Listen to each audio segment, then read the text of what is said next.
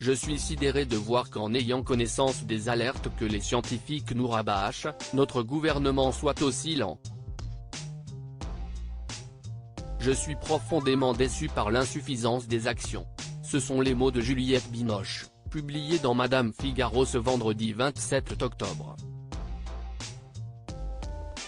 Actrice engagée dans la protection de l'environnement, l'ex-femme de Benoît Magimel n'a pas hésité à critiquer les gouvernements actuels et passés, les accusant d'avoir défiguré les paysages français, par le remembrement qui permet toujours à une culture industrielle de polluer impunément toute la faune et la flore, sans compter les humains.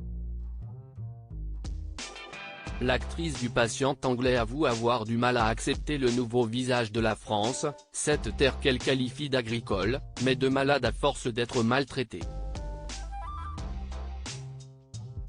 Consciente des difficultés auxquelles font face les agriculteurs, elle déplore la situation précaire dans laquelle se trouvent nombre d'entre eux. Ils ne savent plus comment faire pour tenir leur tête hors de l'eau.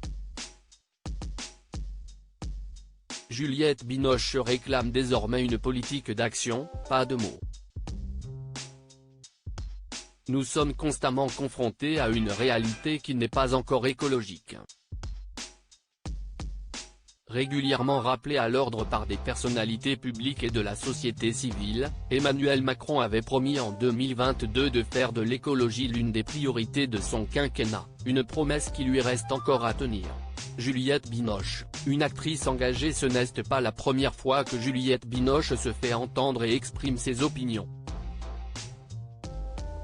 Début 2023, elle a recadré Jamel Debbouze lors de la cérémonie des Césars.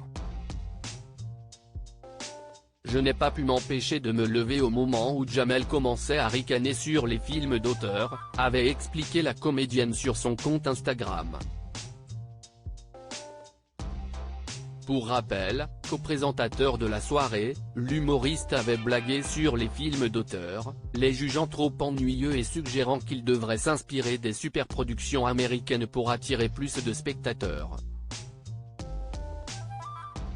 Un court sketch que l'actrice n'avait pas hésité à interrompre en lançant à la cantonade « Je ne suis pas d'accord ».